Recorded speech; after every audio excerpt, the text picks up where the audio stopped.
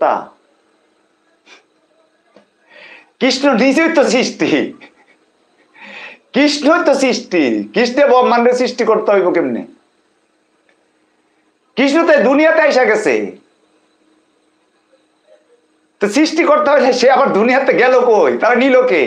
সে সৃষ্টিকর্তা নয়, সে তো পৃথিবীতে আসছে, এসে পৃথিবী পরিচালনা করছে। কইরা সে তার নিজেরও ধরে রাখতে পারে না, তাকে সবের ডাকে সারা দিয়ে যাইতে হয়েছে। তার সৃষ্টিকর্তা তার ডাককে নিয়ে গেছে।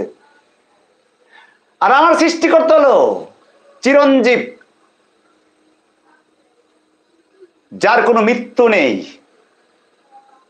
তিনি পৃথিবীর সৃষ্টির আগেও ছিলেন, পৃথিবী ধ্বংসের পরেও তিনি থাকবেন। তার কিছু শেষ নেই, তার যেমন শুরু নেই তার তেমন শেষ নেই। তিনি হলেন আমার রব, চিরঞ্জীব।